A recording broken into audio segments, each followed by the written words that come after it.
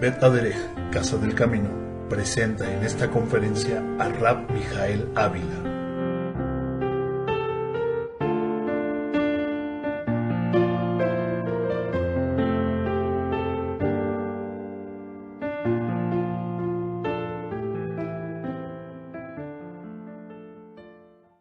Shabbat Shalom, desde la sinagoga Bet Aderech, les habla el Rabino Mijael Ávila. En este día que es el día primero del mes de Nisan del año 5775, conforme al calendario secular 21 de marzo del año 2003. Ya después de que no nos veíamos hace algún tiempo, ¿no? Han sido tiempos bien complicados, amados, pero digo bien en el sentido de que la familia y todas las cosas están muy bien, pero por otro lado la exigencia del trabajo y de la escuela ha sido muy fuerte.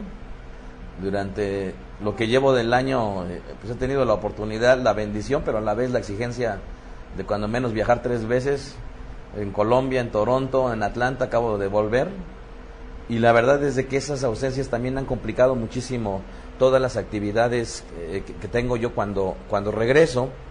En esta semana, la Perashá Vaikra es una Perashá que tiene innumerable cantidad de temas para abordar, es una Perashá que es muy rica, y que comúnmente se le conoce como el libro del Levítico.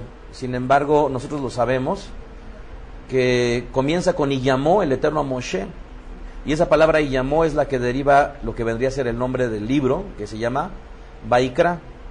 En el capítulo 5, versículo 1, dice: si alguno pecare por haber sido llamado a testificar, y fuere testigo que vio o supo, y no lo denunciare, él llevará su pecado. Por lo tanto, la conferencia de esta mañana será justamente el testigo. Pero antes de entrar en materia, quisiera que reflexionáramos un poco.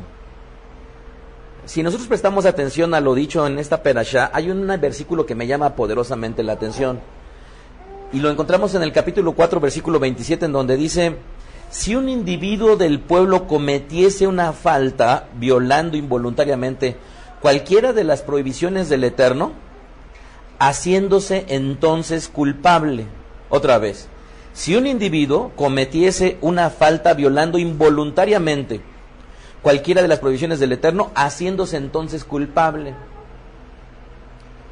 Si nosotros salimos a la gente y les preguntamos en dónde está el centro de su religión o por qué buscan a una religión, la mayoría de la gente, desde luego que su relación, religión, Dios o estilo de vida, como le llamen, aunque el judaísmo es el primero que dijo que era un estilo de vida, hoy en día ya muchas religiones utilizan como un cliché: yo no tengo una religión, sino tengo un estilo de vida, pero un estilo de vida que no hay restricciones de qué comer, un estilo de vida que no hay restricciones que vestir, un estilo de vida que no hay restricciones al respecto de los tiempos, cuando en el judaísmo un estilo de vida sí implica unas prohibiciones de qué comer, unas prohibiciones al respecto de días de guardar, una exigencia de qué guardar, una forma de vestir, una forma de conducirse, una forma de decir verajot, y todo lo demás, las demás religiones, pues es de acuerdo a lo que ellos creen que es sus estilos y sus formas, pero creo que difícilmente alguna otra pudiera decir que verdaderamente es un estilo de vida, porque al final de cuentas,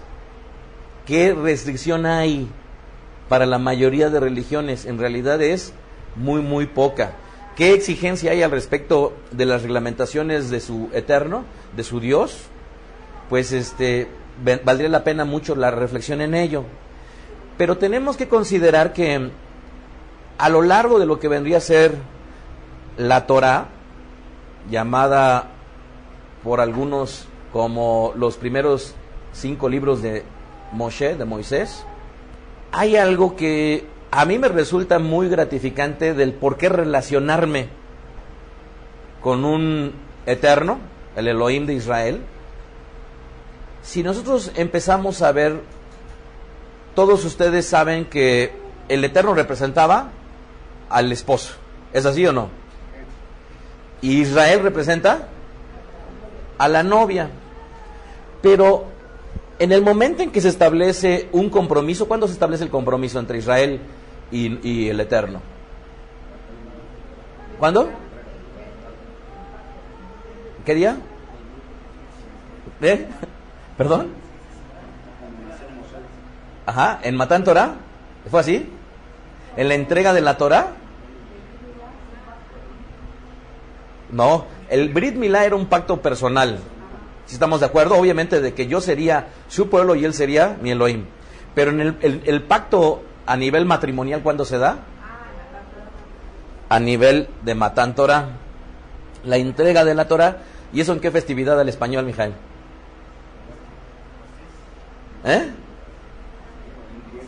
En el conocido, ¿cómo? Shavuot. Y al español, Pentecostés. ¿Que se da cuántos días después de lo que vamos a vivir? ¿Cuántos días? 40 días después.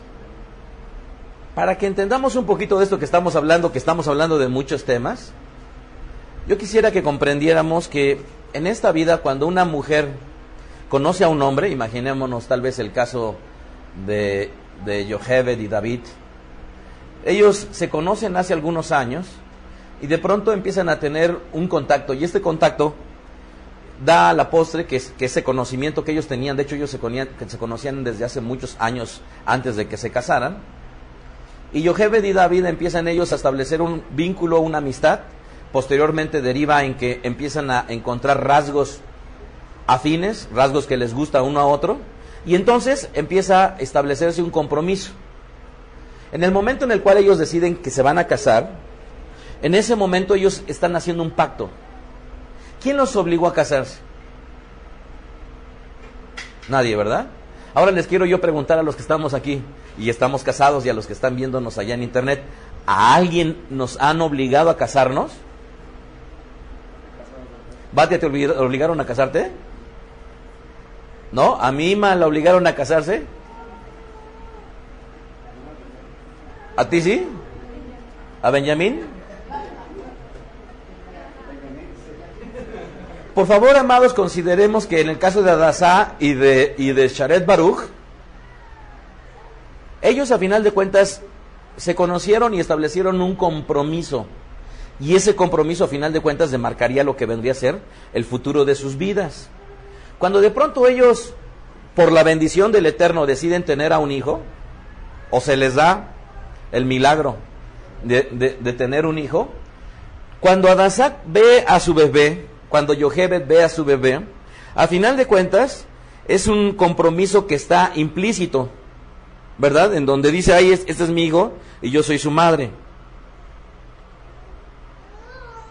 Noten ustedes cómo la unión de un hombre y una mujer estamos estableciéndolo a través de un compromiso.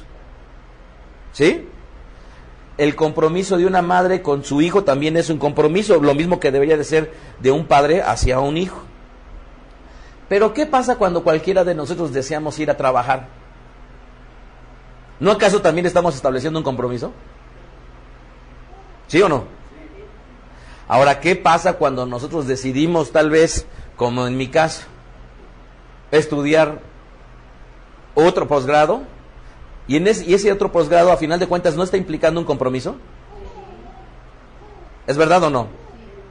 Pero cuando yo estudio un posgrado, estamos hablando de que ese compromiso está cubierto a través de ciertas reglamentaciones, en donde, por ejemplo, yo tengo que entregar trabajos cada fecha en específico, tengo que entrar a debates, tengo que compartir conocimiento, tengo que adquirir un conocimiento, y las reglas se fijan en esta relación, en este pacto.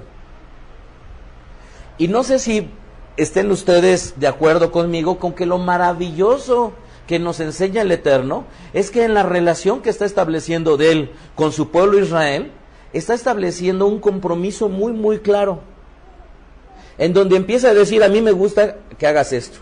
¿Cómo qué? ¿Sabes qué? Que te abstengas de idolatría.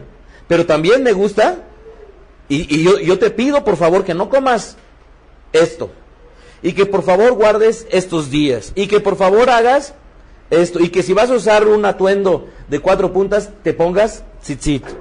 Y entonces empieza una serie de reglamentaciones en donde, ¿qué es lo que nos pide el Eterno? Ahí está plasmado en las Kitbei HaKodesh. No sé si pueda nuevamente volver a reflexionar que en nuestra vida hemos hecho una serie de compromisos, tal vez académicos, tal vez amorosos, tal vez laborales, tal vez humanos o sociales o como ciudadanos, y cada uno de ellos debería de tener una base sustancial al respecto de cómo se deben de llevar a cabo ese compromiso. Pero tienes a una esposa que dice, no, pues es que en el matrimonio yo debería de ser mantenida. Y eso es algo que en la sociedad en la que vivimos generalmente esto es lo que priva. Ahora, si habláramos de una mujer que tiene el conocimiento de la Torá, sabe que tiene ciertas reglamentaciones, que en la relación que ella establece con su marido, a final de cuentas, hay ciertos deberes que cumplir por ambos lados. ¿Como cuáles? Como las relaciones íntimas. ¿Como cuáles? Como el vestido. Pero cuando vamos más allá, de pronto nos encontramos a un hombre enojado en su matrimonio y a una mujer enojada, y el otro cónyuge, repitan conmigo, cónyuge. No, no es cónyuge, es cónyuge, ¿vale? Cónyuge. El otro cónyuge no sabe por qué su pareja, su marido, su esposa, está molesta o molesto.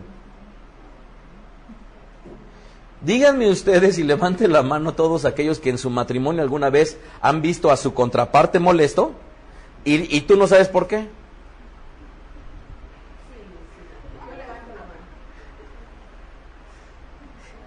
¿Y por qué ocurre eso? Porque ¿no creen ustedes que nos hace falta seguir el consejo o el ejemplo que nos da Akadosh Baruj Hu, en donde nos da una serie de lineamientos lo suficientemente claros como para que podamos establecer una relación transparente, pero a la vez muy clara? ¿Cuántas veces la esposa le ha dicho, sabes qué, no me gusta que me digas esto, y no me gusta que me lo digas de esta forma, y no me gusta que te comportes así? Y cuando uno está verbalizando sus propios deseos, más allá que el solo hecho de escribir un panfleto en donde podamos escribir toda nuestra propia Torah, pero estás vertiendo lo que vendrían a ser las reglas que tú quieres para tu matrimonio. Pero ya de pronto el marido, en la confianza de los meses y de los años, empieza a cometer el error de gritarle a la esposa. Y la esposa primero aguantarlo, pero nunca establecer y decirle, ¿sabes qué? Te voy a pedir un favor. En esta relación que estamos estableciendo, yo lo que te voy a pedir es que nunca me grites. Si alcanzáramos a entender la valía de hablar, nuestras relaciones y nuestros convenios, nuestros pactos, tendrían una consecución mucho mejor. Y cuando Sarita en un futuro el Eterno le dé los deseos de su corazón, la pregunta será qué tan clara va a ser Sarita en una relación en la cual ella se va a inmiscuir. Y esta claridad de establecer lo que sí quiero y lo que no quiero, amados, llevémonosla hoy como algo fundamental en cualquier pacto o en cualquier relación, porque hoy en día, en muchos de los lugares laborables, una persona va a trabajar y resulta que es a menudo que su jefe le gritonea. Pero la persona, el subordinado, el colaborador, nunca tiene el valor para decirle, ¿sabes qué? Discúlpame, estarás lo enojado que quieras, pero te pido de favor que a mí nunca me grites. Ahora, ¿cuántas cosas tenemos nosotros de cosas que no nos gustan en nuestras relaciones y nos hace falta establecer esa verbalización o esa reglamentación interna con el objetivo de que se lleve a cabo nuestra relación de una manera armoniosa? Piensen, amados, que la Torah no es llevarnos al Eterno, es más bien que nosotros podamos seguir lo que el Eterno estableció para aquellos que hemos decidido amarle, guardarle, seguirle. No es llévame a ti, más bien es porque te amo y he pactado contigo, lo que tú me estableces como una reglamentación entre mi amor y el tuyo, lo tengo yo que tomar y entonces guardar y seguir. Y entonces, ¿en dónde estriba el éxito de nuestra relación con el Eterno? Es muy sencillo. El éxito de nuestra relación con el Eterno estriba en qué tanto estamos nosotros haciendo lo que Él nos dice que hagamos. Y aunque muchas veces pensemos que el cielo se nos vino encima y que la adversidad está en contra de nosotros, más bien habría que preguntarnos cuántas de las cosas que Él me dijo que hiciera, yo hago. Y que por supuesto podríamos hablar de esos acuerdos matrimoniales o en cualquiera de nuestras relaciones que pueden haber excesos. Nuestro pueblo mismo los tuvo. Fue infiel al Eterno. El Eterno tuvo la posibilidad de habernos dejado como pueblo. ¿Es verdad? Y por eso nos encontramos una serie de reglamentaciones en donde el Eterno pone los límites. Y aunque muchos de esos límites los podríamos estar sobrepasando, ahí están puestos. Y tenemos también ejemplo de que el Eterno ha sido misericordioso y muchos de ellos no los ha ejecutado, bendito sea su nombre, si no ya no estaríamos aquí. Ahora, pensemos en que el tema que el día de hoy vamos a ver, el ser testigo de una relación entre el Eterno y nosotros, debería de aplicar para todas las áreas de nuestra vida. ¿Así lo creen o no? ¿No creen que lo que el Eterno establece entre nosotros debería de aplicar para cada una de las áreas de nuestra vida? O como muchas veces suele ocurrir, tenemos una vida aquí de apariencia y salimos allá y lo que aquí tenemos que vivir no lo ejecutamos allá afuera. Más bien tendríamos que voltear y decir, ¿sabes qué? Si esto lo dejó el Eterno en la relación que yo tengo con Él, lo voy a extrapolar a todas mis relaciones. Y esa clarificación de mi relación con el Eterno va a ser en gran medida el motor que me dé la oportunidad de alcanzar el éxito en ellas. ¿Me estoy explicando bien? Entonces, avancemos un poquito porque en esta perashá, de acuerdo al ordenamiento de los mitzvot, de los mandamientos de nuestro pueblo, ¿cuántos mandamientos hay de acuerdo a la tradición de nuestro pueblo? 603. En esta porción semanal, que se lee a lo largo de todas la semana del año, que se subdivide esta porción, que se llama Vaikra, comenzando el libro del Levítico, hay 17 mitzvot. ¿Vale? 17.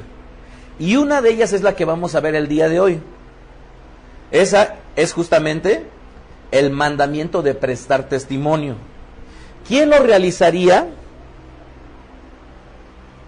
De acuerdo a lo que eventualmente se enseña o lo que se ha enseñado en nuestro pueblo, aplicaría para los hombres fundamentalmente.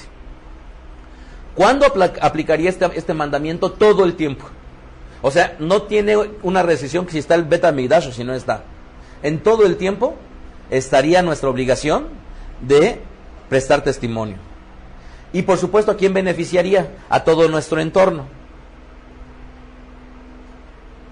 Si nosotros consideramos lo que comenzamos a ver de acuerdo al testigo, a la palabra et, que seguramente, no sé si el Roy alguna vez lo habrás tocado, esta palabra o alguien de los Sharetim, la palabra et, yo por supuesto la he compartido en una conferencia que se titula Shoftim, en el libro de Devarim 19. Et es la palabra para testigo, ¿sale? ¿Y qué es un testigo? Es alguien que da fe de un hecho. Alguien que da fe de un hecho. Ahora, ¿quién de acuerdo a la Torah podría ser un testigo? Primero, ¿alguien tiene alguna idea? Alguien que vio un hecho. A una persona, ¿no? ¿Alguien más? ¿Algo más? Algo que se acuerde. La Torah. La Torah es un testigo. Para todos aquellos que nosotros la hemos leído, a final de cuentas, su propia lectura ya conlleva un testimonio de alguien, en este caso de la Torah, que está testiguando parte de nuestro conocimiento. Y entonces dice el libro de Devarim 31:26, tomen este libro de la Torah, Deuteronomio 31:26, tomen este libro de la Torah y ponlo al lado del arca del pacto del Eterno nuestro Elohim, y que esté allí como testigo delante de ti. ¿Ok? Entonces, cuando abrimos el Aarón y extrajimos el Sefer y estamos leyendo, la Torah está sirviendo como un testigo. ¿El Eterno podría ser testigo? Bereshit, Génesis 31:50. Si afligieres a mis hijas o si tomares otras mujeres además de mis hijas, nadie está con nosotros. Mira, Elohim es testigo entre nosotros dos. Ya con que el Eterno sea testigo, Ribono Shel Olam, ya está difícil, ¿no? Decir, híjole, ¿cómo me puedo ocultar de su presencia cuando en realidad el Eterno está en todo lugar? Un objeto también podía ser testigo.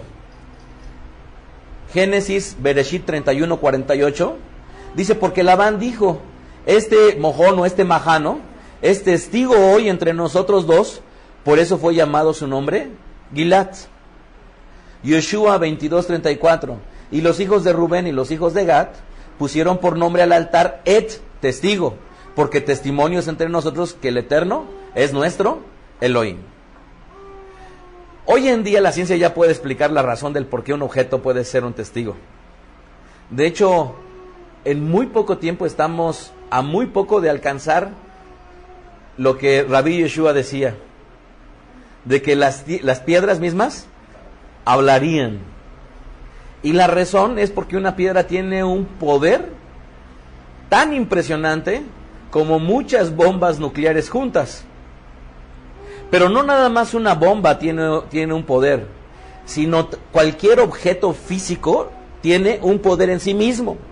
De hecho, uno de los elementos en los cuales se puede extraer una fuente de energía impresionante, ¿saben cuál es? El agua. Cuando el hombre pueda tomar los elementos del agua y a partir de ellos empezar a generar energía, ustedes hoy en día estamos pagando, ¿no?, un consumo constante. ¿Por qué? Porque el gobierno está generando energía a través ¿de qué? De alguna planta nuclear o de alguna eólica. Sí existe muy poco, muy poquito en México. De hecho, ahí es en las cumbres de Maltrata. Entonces, estamos próximos a ver justamente esto. Tú mismo también podrías ser testigo. ¿Se acuerdan ustedes que hemos hablado al respecto de lo que vendría a ser nuestra conciencia? ¿Verdad? Que atestiguará delante del Eterno. Entonces dice Yoshua 24:22. Y Yoshua respondió al pueblo, ustedes son testigos contra ustedes mismos. Como ya decía Miri, el cielo, los Shamaim, también pueden ser testigos. Yo mas he aquí que en los cielos está mi testigo y mi testimonio en las alturas. ¿La luna podría ser testigo? La luna también podría ser testigo. Salmos 89:37. Como la luna será firme para siempre y como un testigo fiel en el cielo. Ok, hasta aquí nos debería de dar miedo a todos. Porque podremos hacer algo de día y decir no está la luna para ser testigo, pero está el Eterno, o pero están los cielos. Y estamos nosotros. Y está Kadosh Baruj Hu. Entonces, ojo, alguien que puede dar fe de un hecho está siempre presente, y el Eterno, en el gran juicio, llamará, si es necesario, a cualquier testigo que él piense que sea útil con el objetivo de establecer cualquier hecho que él quiera corroborar. Ahora, hemos leído que cualquier persona que sea llamado como testigo y no lo declare, no lo diga, puede ser hallado culpable. Pero también está aquella persona que acudiendo es testigo de algo que no sabe, y sin embargo, como ocurrió con Rabbi Yeshua, le pusieron testigos. Y como ha ocurrido a lo largo del Tanaj, muchas historias que llamaron a testigos falsos con el objetivo de inculpar a las personas. Eso también era una falta muy grave. Éxodo 20:16. No hablarás contra tu prójimo falso testimonio. Devarim, Deuteronomio 5:20. No dirás falso testimonio contra tu prójimo. Éxodo 23:1. No admitirás falso rumor, no te concertarás con el impío para ser testigo falso. Pero aquí tengo que acotar algo que es fundamental y que también hoy en día la ciencia lo corrobora. El gran problema con el ser aparentemente testigo de un hecho es lo susceptible que somos de ser manipulables por nuestra lógica cerebral y no por una realidad fehaciente. ¿A qué me refiero? Hoy en día en Estados Unidos, la contabilización que hacen cuando hay un juicio sobre una persona de color, es mucho mayor la imputación de culpabilidad sobre una persona de color que cuando es traído al estrado una persona blanca. ¿Por qué? Porque ya de suyo traemos nosotros una influencia de nuestro entorno. Y esa influencia de nuestro entorno obviamente nos hace muchas veces ser susceptibles a pensar por los paradigmas que traemos que alguien puede ser más culpable que otros. Ahora que estábamos en Atlanta con mi esposa, caminábamos, pues no sé, un tramo de el equivalente de México, unas 5 o 6 cuadras, y de pronto venía una persona de color sobre nosotros, y me da vergüenza, pero tenía yo que prestar atención, y luego lo ves, se acerca, estás caminando, volteas a ver, no hay nadie más, ¿qué puede suceder? Y es una pena que en ese momento yo esté consciente de la alerta que me provoca un individuo que viene caminando hacia mí por la forma en cómo él es. Pero ¿qué sucedería con cualquiera de nosotros si estuviéramos caminando en 5 cuadras y viniera una persona anglosajona? Un mexicano, ¿no? ¿Es verdad o no? O en Colombia, es un mexicano. Sucedió que íbamos con otra persona a Colombia y no obstante yo le dije, acércate para acá, él toma su portafolio y se va a otra fila y de pronto se acerca a un oficial y le dice, mexicano, ¿cuánto dinero tienes llena tu maleta de dólares, verdad? Y ya porque era mexicano ya le estaba teniendo un estereotipo, un estigma sobre la persona. Entonces, el gran problema que tenemos con nuestro cerebro para efecto de ser testigos es cuidarnos de 2 hechos fundamentales. El ser un testigo circunstancial o el ser un testigo directo. ¿Cuál es la diferencia entre ser un testigo directo? Yo vi muy claramente cómo Zafir vio el chocolate que estaba ahí, lo tomó y se lo comió. Eso es ser un testigo directo. ¿Cuál es la diferencia contra el testigo circunstancial? Yo vi que estaba el chocolate y cuando me volteé la única persona que estaba en el lugar era Zafir y cuando volví ya no estaba.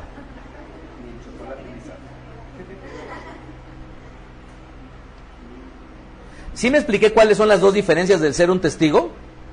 En nuestro pueblo, amados, en nuestro pueblo, se tomó como determinante el ser un testigo directo. Nada de que oí unos disparos y después ya vi sangre. No, es que vi a la persona disparando a la persona directamente. Esos eran los testigos que eran valederos.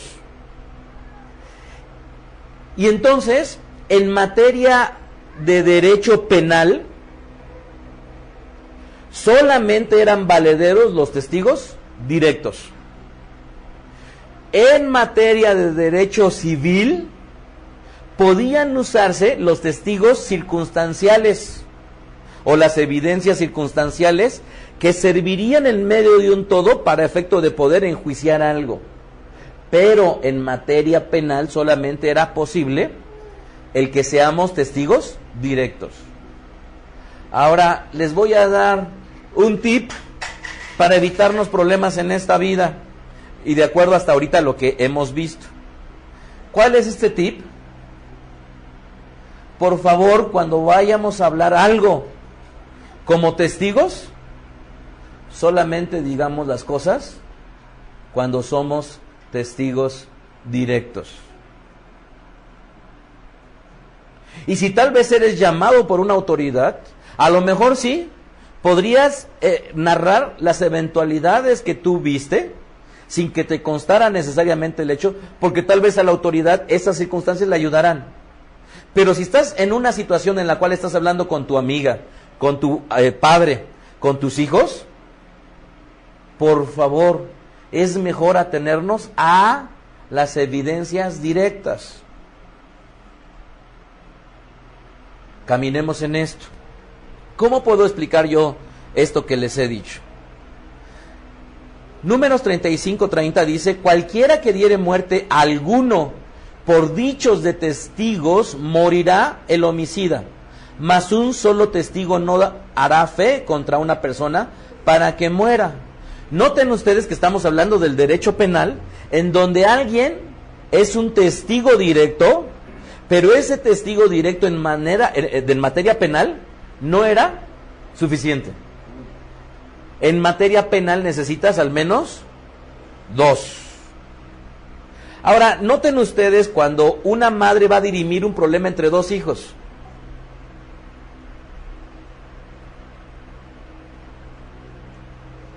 ¿Y qué sucedería si desde pequeños a nuestros hijos empezamos a enseñarles, ¿sabes qué? A mí no me vengas a acusar a tu hermano porque tú crees que él tomó la bicicleta. Si tú viste que tomó la bicicleta, ven y entonces dímelo. ¿No convendría y podríamos quitarnos muchas problemáticas en la educación de nuestros hijos enseñándole cómo ser un buen testigo? ¿No quitaríamos muchas telarañas en nuestras relaciones en la medida que efectivamente vimos con toda contundencia? O la esposa que se volteara con el marido y le dije, es que te quise tomar la mano pero no me la diste. Y el marido la había puesto sobre la mesa y se volteó porque el roelo ya le habló, y en el momento en que él la quitó, la mujer venía sobre de ella a tomarla. ¿Tú eres un testigo directo de que efectivamente él no quería dártela? ¿O eres un testigo circunstancial de que tal vez no te la quiso dar? ¿Ya empezamos a entender la ventaja de entender esto de ser testigos? ¿Qué no? ¿Qué no o lo? ¿Sí, Esther? ¿Sí? ¿Me estoy explicando? Rachel, ¿ya no te vas a pelear con Mijael? ¿Lo prometes? Dice Rachel que nunca se pelean ellos.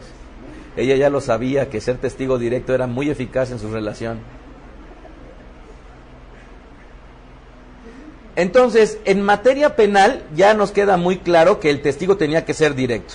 Deuteronomio 17:6: por dicho de 2 o 3 testigos morirá el que hubiera de morir, no morirá por el dicho de un solo testigo. Deuteronomio 19:15: no se tomará en cuenta un solo testigo contra ninguno en cualquier delito, ni en cualquier pecado en relación con cualquier ofensa cometida. Solo por el testimonio de 2 o 3 testigos se mantendrá la acusación. La evidencia entonces que nos da hasta este momento es fundamental. La diferencia entre una evidencia circunstancial y una evidencia directa. Ahora, hay algo que es muy interesante. En la tradición de nuestro pueblo, en la Baraita, enumera 4 tipos de malhechores que eran punibles solo en el aspecto celestial. 4. Y de estos 4 malhechores, uno de ellos era el que se negaba a declarar. ¿Vale? Ojo, si una persona es testigo de un hecho, y lo voy a volver otra vez a leer, de Baikra, capítulo 5, versículo 1, por favor considérenlo, dice: si alguno pecare por haber sido llamado a testificar, y fuere testigo que vio y supo, y no lo denunció, fíjense bien, alguien que vio que se cometió algo incorrecto, vio y supo y no lo denunció, de esa persona es la que estamos hablando. De esa persona que fue testigo de un hecho incorrecto que no lo denunció. Ahora, no quiero pensar en una madre que de pronto ve que su hijo tal vez estaba fumando. Y la madre le dice, el hijo le dice, no le digas a mi papá, por favor. Y la mamá lo que dice es, chin, es que si le digo, le va a castigar muy fuerte. Mejor no le digo.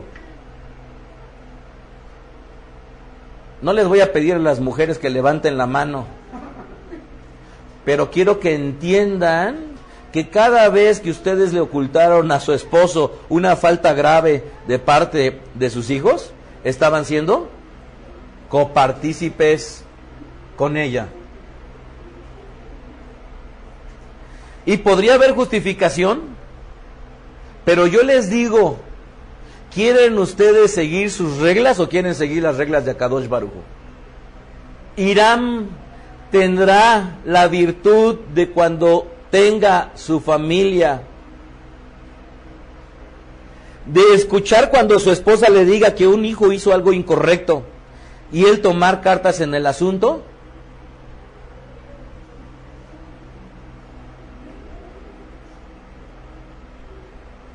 Pero aquí está la otra parte, que ese testigo que viene y denuncia, tiene que encontrar de parte de la autoridad algo fundamental. ¿Qué es? Si viene mi esposa y me denuncia algo al respecto de mis hijos, ¿qué tengo yo que tener como atributo para poder ser eficaz en esta relación del testigo y la autoridad? ¿Qué? ¿Qué virtud debo de tener? Saber, escuchar. Pero si antes de que mi esposa me termine de decir toda la historia, ya la estoy interrumpiendo, no la estoy dejando hablar, y ya me encendí, ¿ustedes creen que estoy cerrando el círculo perfecto? ¿O no quiero escuchar? Exactamente. ¿O no quiero escuchar? ¿Estoy cerrando el círculo perfecto? No. ¿Se acuerdan ustedes que tengo un dicho que dice: el pago del enojón es que le mientan? Y entonces conozco a muchas familias en donde al padre no se le decía porque no era un buen escucha. Y ahora regreso. Si el hijo cometió un delito ante la autoridad, si el hijo o la hija cometió un delito ante la autoridad y el padre y la madre fueron testigos directos, ¿estaría bien o estaría mal que denunciaran al hijo o a la hija ante la autoridad? Ah, ya entré en otro terreno, ¿verdad? Pero ¿qué es lo correcto? Denunciarlo. Denunciarlo. Si el hijo trepó a la casa del vecino y tomó algo, la hija llegó tal vez con ropa que no era de ella, y que en el momento en que empieza a preguntar, le pregunta a la amiga, y la amiga le dice, pues yo vi cómo la tomó, y ya tiene una testiga directa, ¿verdad? Noten ustedes, amados, que el tema de ser testigo en realidad trasciende, y trasciende a un grado en el cual es fundamental, es importantísimo, amados, esa figura, y en la cual tenemos que entender que todos nosotros en ciertas circunstancias necesariamente vamos a ser testigos.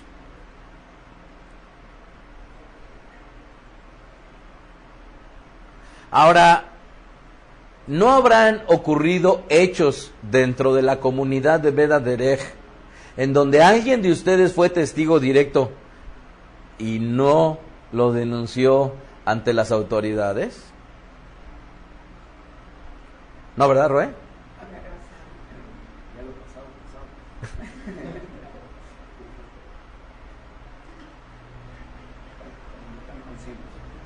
Entonces, estamos hablando de un tema, amados, que verdaderamente es delicado. No sé si lo estén compartiendo conmigo, amados, allá en Toluca, en Veracruz. ¿Dónde más están, Miri? Sharet Jacob y su familia. En Jacona. ¿Quién está allá? En Tula con Shamir y con Saraí. No sé si están empezando a entender en dónde está lo delicado de ser un testigo directo. Ahora, de pronto, Miriam y Benjamín se van de parranda.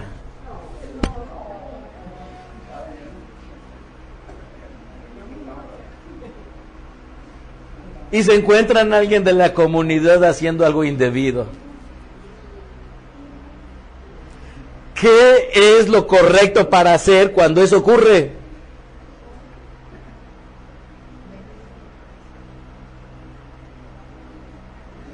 Noten ustedes que el consecuentar hechos y actividades relacionados con uno nos pone como culpables también a nosotros.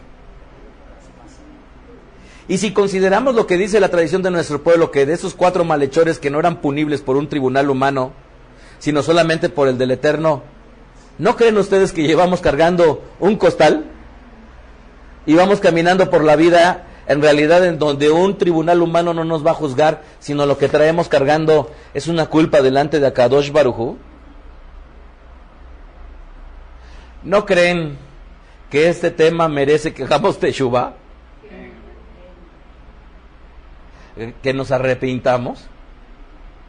¿No creen que este tema merece que nos pongamos a cuentas con el Eterno de tantas cosas que nosotros hemos sido testigos y no hemos denunciado a la autoridad? Recuerdo el caso de mi esposa, en donde en la medida que crecía mi hijo, le dejó muy claro alguna vez en donde, ¿sabes qué? Yo no le voy a ocultar nada a tu papá. Y tuvo ya que pagar el precio, ¿verdad? Tal vez de un hijo que le rogaba y que ponía carita de angelito, ¿no? No le digas a mi papá.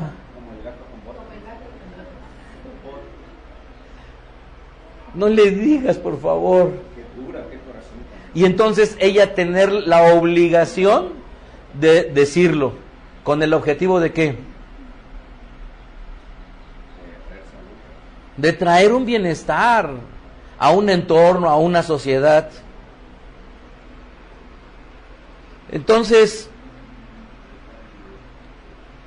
en nuestro pueblo, casi en todas las reglamentaciones humanas, en Estados Unidos, por ejemplo, recordarán las películas cuando ponen una Biblia y cuando la persona va a prestar testimonio, pone la mano sobre la Biblia, jura decir la verdad y nada más que la verdad. ¿Saben que en nuestro pueblo no había eso?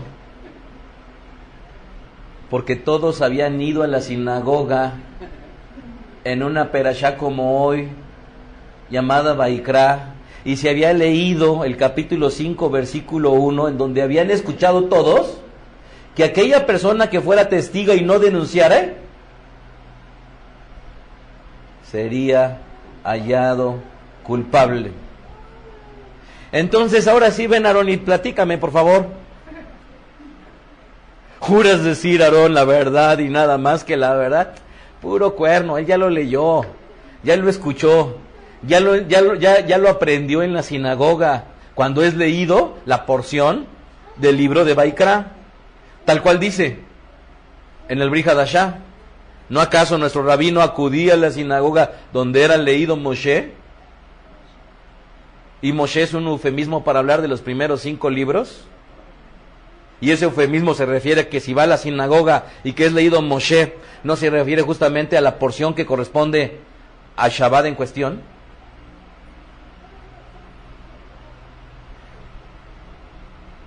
Entonces, por supuesto que un testigo tenía una responsabilidad, y esa responsabilidad era una responsabilidad que conllevaba una evidencia que podía conllevar la culpa.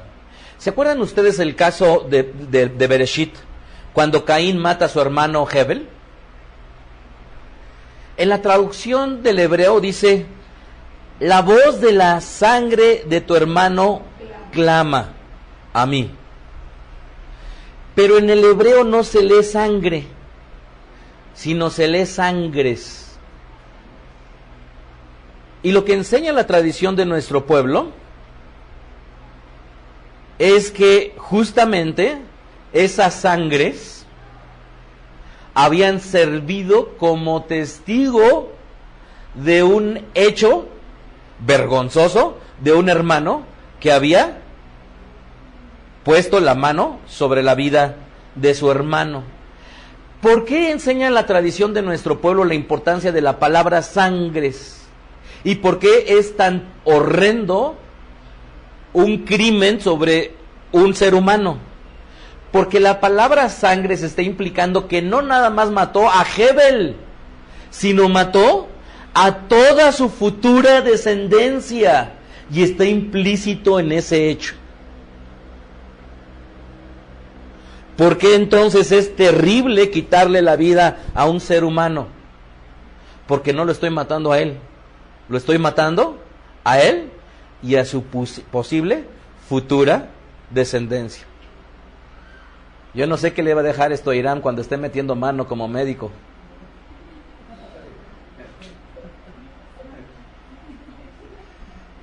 No sé qué le esté...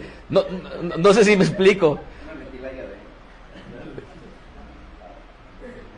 El cuidado y la responsabilidad de hacer sobre un ser humano lo que esté en su alcance, porque no nada más lo va a salvar a él, sino va a salvar a él y a su descendencia.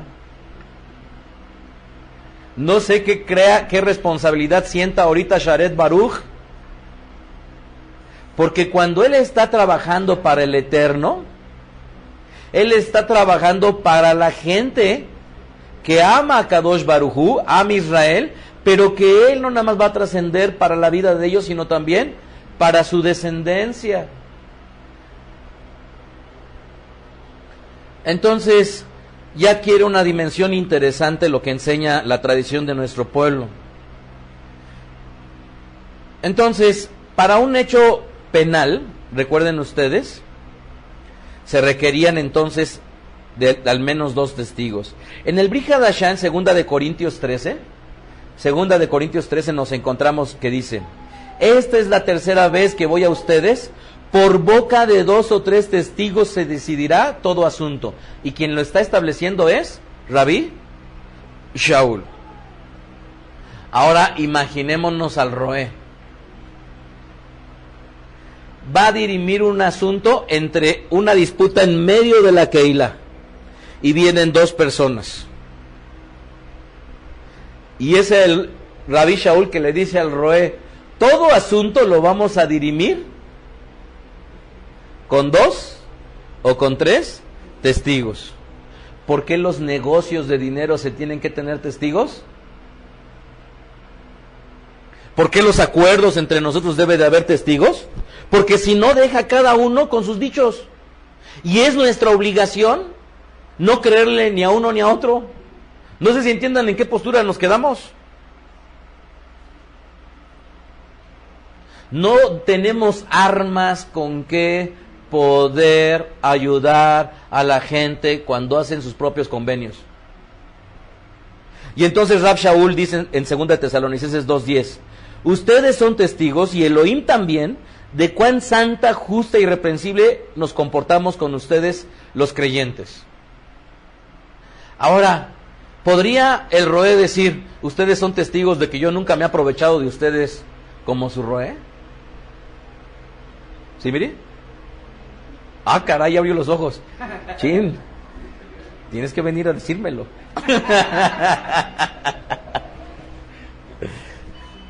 ¿Podría el Roé tener el valor de decir: ustedes son testigos de mi forma de vivir y de cómo los he tratado bien? ¿Qué características deberían de tener un testigo? Obviamente el testigo es muy útil cuando el hecho sobre todo es controversial, ¿verdad? Entonces, 2 deberían dar testimonio de una realidad, y esta regla ya la hemos nosotros leído. Entonces pensemos en esto: el testigo, para ser un buen testigo, siempre debe de decir: él tomó la jarra de vino, él agarró el lápiz, él tomó el coche. Nunca podemos establecer y decir, yo creo, yo pienso, yo supongo. Es que lo que pasó fue. Para ser un buen testigo deberíamos de tener evidencias muy contundentes y, por supuesto, ser directos. Segundo elemento fundamental de un testigo, que un testigo en un tribunal rabínico debería de ser un Am Israel. Y por supuesto, esta persona debería de ser una persona de una vida honorable. ¿Por qué debería de tener una vida honorable y no ser un malvado? Porque obviamente no a cualquier persona podemos jalarnos como testigos. Y eso también tenemos que entenderlo. Para dirimir un asunto necesitamos a gente que sea honorable. Y esta es otra de las calificaciones que debe de tener un testigo. Ahora, una quinta característica de un testigo es que no debe de haber ningún interés en el litigio. ¿Qué quiere decir esto? Que la esposa no puede venir a testiguar nada más en favor de su esposo, o viceversa.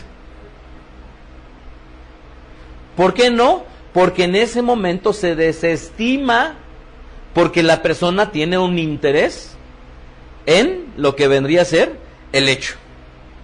Y estoy hablando yo de cosas, por supuesto, a favor. Entonces, el testigo, otra característica, es que en los casos penales no debe de ser consanguíneo. No puede ser consanguíneo, y esta situación entonces ya lo pone en una situación mucho más complicado el actuar de este testigo. Quisiera concluir, no voy a terminar todo, pero ya el tiempo se me pasó, y quisiera concluir con algo que vale la pena que nos llevemos para nuestra reflexión. Encuentro algunos elementos más allá que los que he ilustrado conforme a la tradición que vale la pena que nos llevemos, y con eso quisiera concluir. Ya he citado algunas características conforme a la tradición de nuestro pueblo, pero hay otros versículos que me dicen mucho también al respecto de qué tenemos que considerar en la gente cuando lo estamos llamando como testigo. 1. Proverbios 19:28. El testigo perverso se burlará del juicio, y la boca de los impíos encubrirá la iniquidad. Si nosotros tenemos como testigo a alguien que ya de entrada está teniendo una actitud burlona, mejor dejémoslo de lado. Otro aspecto fundamental es que el testigo deberá de buscar justicia, y eso es algo que es fundamental, de Barín 17:7. La mano de los testigos caerá primero sobre él para matarlo, y después la mano de todo el pueblo, así quitarás el mal de en medio de ti. Yo he comentado en otras ocasiones que la verdadera justicia de las personas, ¿cuándo se demuestra? Cuando hay alguien de tu familia involucrada. ¿Por qué? Porque puedes aparentemente ser una persona lo suficientemente justa ante los ojos de los demás, pero ya de pronto tienes a tu hijo o a tu esposa o a tu esposo involucrado en una situación, alguna dificultad, pero inmediatamente ya empiezas a cargarte el favor o la benevolencia sobre algún ser querido, que como ya vimos en el tribunal rabínico, en materia de asesinato, no era un testigo válido. Entonces, aquí lo que ocurre es que cuando llamaban a un testigo y era punible el castigo, el testigo era el primero que tenía que agarrar la piedra y aventarla. ¿Por qué? Porque con ese hecho estaba demostrando que el Eterno en justicia era superior a la persona. Y obviamente estamos hablando de un caso de derecho, aquí en este caso penal. Otra característica que debería de tener el testigo es que él también debe de tener ese deseo de liberar las almas. Proverbios 14:25. El testigo verdadero libra las almas, mas el engañoso hablará mentiras. ¿Qué quiere decir esto? Que cuando tú estás atestiguando algo y ya empiezas a hablar ya de tu cosecha para mal, no, el buen testigo es aquel que se cuida de hablar de su cosecha, sino más bien lo que siempre pretende es lo bueno en cualquier hecho que se está enjuiciando. Y concluyo con esto. ¿Por qué, amados, por qué tenemos que ser buenos testigos? Devarim 19:18. Y los jueces inquirirán bien. Y si aquel testigo resultare falso y hubiera acusado falsamente a su hermano, ¿qué cree que le iba a pasar? Lo que le tocaba a la otra persona se lo iban a aplicar a él. Yo creo, amados, que debemos de meditar todas aquellas hechos o situaciones en las cuales hemos dado testimonio de algo. ¿Cuántas veces hemos encubierto tal vez a nuestros hijos, a nuestra familia o en el trabajo? ¿Por qué en el trabajo mucha gente comete el error de decir, es que como no es mi problema? ¿Ustedes creen que eso sea válido? Ya hemos visto que una persona que atestigua un hecho y lo presencia tiene la obligación de acudir para denunciar. Y entonces, si una persona en el trabajo está robando los rollos de papel, y si tú eres testigo, ay de ti, porque a final de cuentas te estás cometiendo culpable como la persona que está transgrediendo. Y esto yo puedo decir que es uno de los grandes males de la humanidad, el ser testigo de algo y no denunciarlo. Es uno de los más grandes males de la humanidad. Déjalo, es tu primo, no te metas, pues allá que sus padres, sí, pero tú viste lo que hizo. Aquí que no te importe lo que van a hacer sus padres, tú nada más adviértelo, dilo, para que la culpa de él no venga sobre tus manos. Y entonces sí, caminemos por esta vida, en donde esta vida, en cada relación tratemos de establecer nuestros deseos, nuestros límites, y eso nos sirva que mi relación tenga una correcta relación. El Eterno ya la estableció con nosotros. Dice el Eterno que si nosotros somos testigos, aquí está parte de lo que Él espera de nosotros cuando nosotros hemos vivido un hecho, y si ese hecho ha conllevado alguna transgresión, lo que nosotros tenemos que hacer.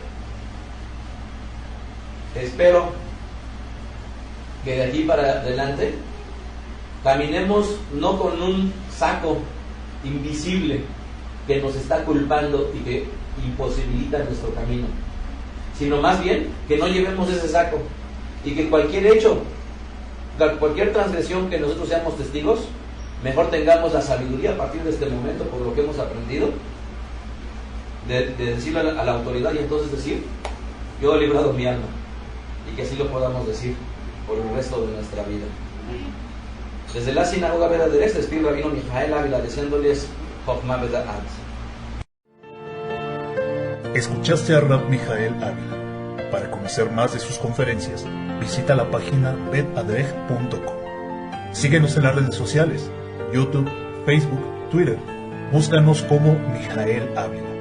Si deseas adquirir alguna conferencia o estudio particular, escríbenos al correo mijael@betadrej.com. Shalom Alejem.